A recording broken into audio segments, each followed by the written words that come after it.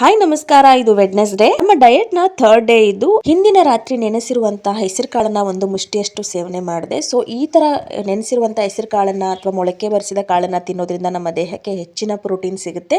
ಹಾಗೆ ಇವತ್ತಿನ ಬೆಳಗಿನ ಬ್ರೇಕ್ಫಾಸ್ಟ್ ಗೆ ಅಂತ ನಾನು ಓಟ್ಸ್ ಮತ್ತೆ ಬನಾನಾ ಸ್ಮೂದಿನ ಮಾಡಿದೆ. ಹಾಗೆ ಹಸ್ಬೆಂಡ್ ಲಂಚ್ ಬಾಕ್ಸ್ ಗೆ ನಾನು ಕೆಲವೊಂದಷ್ಟು ಫ್ರೂಟ್ಸ್ ನ ಹಾಕಿ ಕೊಟ್ಟೆ. ಸೊ ಯಾಕೆ ಡಯಟ್, ಯಾಕೆ ವೆಯ್ಟ್ ಲಾಸ್ ಮಾಡಬೇಕು ಅಂತ ಅನ್ನೋದಾದ್ರೆ, ಇವಾಗೆಲ್ಲ ನಾವು ಹೆಚ್ಚು ಶ್ರಮ ಪಟ್ಟು ಕೆಲಸ ಮಾಡೋದೇ ಕಮ್ಮಿ. ಹೀಗಿರುವಾಗ ನಮ್ಮ ದೇಹದಲ್ಲಿರುವಂತಹ ಬೇಡವಾದ ಕೊಲೆಸ್ಟ್ರಾಲ್ ಏನಿದೆ ಅದು ಒಂದ್ ಕಡೆ ಶೇಖರಣೆ ಆಗಿ ನಮ್ಮ ದೇಹನ ವೀಕ್ ಮಾಡ್ತಾನೆ ಬರುತ್ತೆ. ಕೆಲವೊಂದು ಬಿಸಿ ಶೆಡ್ಯೂಲ್ ಅಲ್ಲಿ ನಮ್ಗೆ ವಾಕಿಂಗು, ಎಕ್ಸರ್ಸೈಸ್ ಮಾಡ್ಲಿಕ್ಕೆ ಟೈಮ್ ಸಿಗೋದೇ ಕಮ್ಮಿ. ಈ ತರ ಸಣ್ಣ ಪುಟ್ಟ ಡಯಟ್ ನ ಫಾಲೋ ಮಾಡೋದ್ರಿಂದ ಆದಷ್ಟು ನಮ್ಮ ವೆಯ್ಟ್ ನ ಬ್ಯಾಲೆನ್ಸ್ಡ್ ಆಗಿ ಮಾಡ್ಕೋಬಹುದು ಅಂತ ನನ್ನ ಅನಿಸಿಕೆ. ಇವತ್ತಿನ ನನ್ನ ಮಗನ ಊಟಕ್ಕೆ ನಾನು ಬೀಟ್ರೂಟ್ ಮತ್ತೆ ಕ್ಯಾರೆಟ್ ಹಾಕಿ ಕಿಚಡಿ ಮಾಡ್ಕೊಟ್ಟೆ. ಹಾಗೆ ಮಧ್ಯಾಹ್ನಕ್ಕೆ ನಾನು ಪಾಲಕ್ ಸ್ಮೂದಿನ ಮಾಡ್ಕೊಂಡು ಕುಡಿದೆ. ರಾತ್ರಿಗೆ ವೆಜಿಟೇಬಲ್ ಕೋಸಂಬರಿನ ಮಾಡ್ಕೊಂಡಿದ್ವಿ. ಸೊ ಈ ರೀತಿಯ ಫ್ರೂಟ್ಸ್ ಮತ್ತೆ ವೆಜಿಟೇಬಲ್ಸ್ ನ ಯೂಸ್ ಮಾಡ್ಕೊಂಡು ಮಾಡಿದ ಡಯಟ್ ನ ರಿಸಲ್ಟ್ ಬಂದು ನನ್ನ ವೆಯ್ಟ್ 1 ಕಿಲೋ, ಹಾಗೆ ಹಸ್ಬೆಂಡ್ ವೆಯ್ಟ್ ಬಂದು ಹತ್ತತ್ರ 2 kg ಅಷ್ಟು ವೆಯ್ಟ್ ಲಾಸ್ ಆಗಿತ್ತು. ಈ ಒಂದು ಡಯಟ್ ಪ್ಲಾನ್ ಸೂಪರ್ ಆಗಿ ವರ್ಕ್ ಆಯ್ತು ಅಂತಾನೆ ಹೇಳ್ತೀನಿ. ಸೊ ನೋಡಿದ್ರಲ್ಲ, ವಿಡಿಯೋ ಇಷ್ಟ ಆಗಿದ್ರೆ ಲೈಕ್, ಶೇರ್ ಹಾಗೆ ನನ್ನ ಪೇಜ್ ನ ಫಾಲೋ ಮಾಡಿ. ಮತ್ತೆ ಸಿಗ್ತೀನಿ ಮುಂದಿನ ವಿಡಿಯೋದಲ್ಲಿ. Thanks for watching.